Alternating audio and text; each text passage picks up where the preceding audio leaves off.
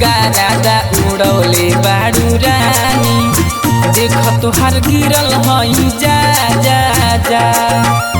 अधकटी body ताहार छलकता पानी। लौकत सामान तोहार बाबा बा। एहो लौकत सामान तोहार बाबा बा। फैशन के गारादा उड़ौले बाड़ू रानी। लौकत सामान तोहार बाबा बा।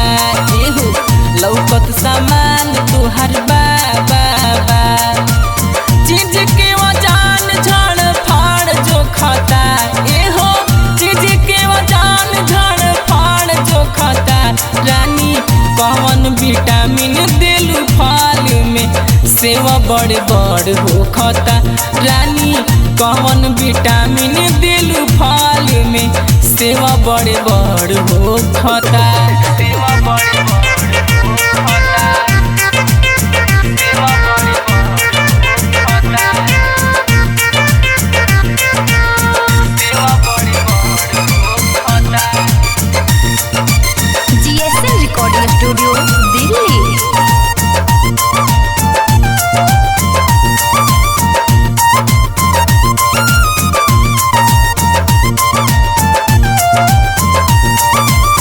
मार्केट में छाइली बा ललकी ललाई। एकरा अंग फेल बाटे दूध के मलाई। एहो मार्केट में छाइली बा ललकी ललाई। एकरा अंग फेल बाटे दूध के मलाई। देखते ही मनवा गड़बड़ हो खाता। एहो देखते ही मनवा गड़बड़ हो खाता। रानी कौन विटामिन दिलू फल में सेवा बड़े बड़ हो खाता। रानी कौन विटामिन दिलू फल में सेवा बड़े बड़ हो खाता।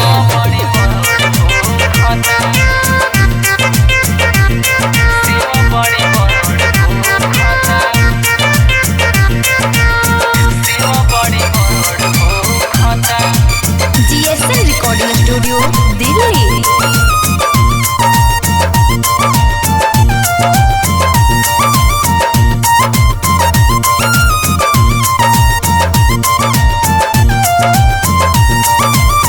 सेउआ के रस तनी हमके पियाव। महंगा या सस्ता बाटे तनी तू बताव।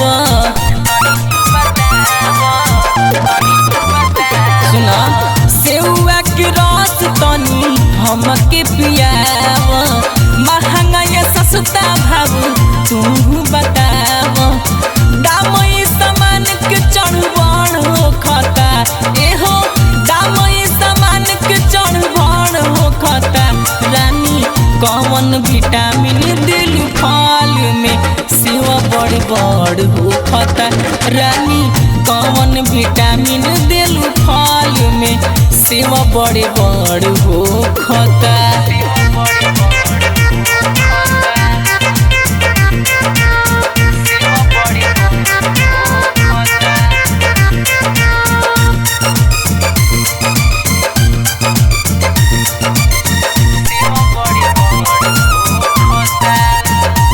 GSM recording studio Delhi.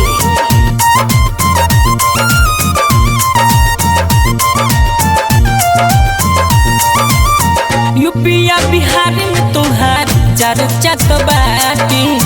हमारा के देत लइखू लागत तारू डाटी। कान हो गया तनी हमरा के एक बार।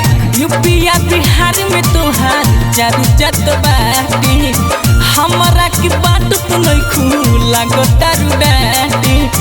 अवधेश के मन बढ़ बढ़ हो खाता। एहो अवधेश के मन बढ़ बढ़ हो खाता। रानी कौन विटामिन दिलू फल में सेवा बड़े बड़ हो खाता।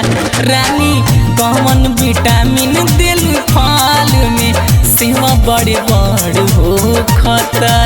GSM recording studio Delhi.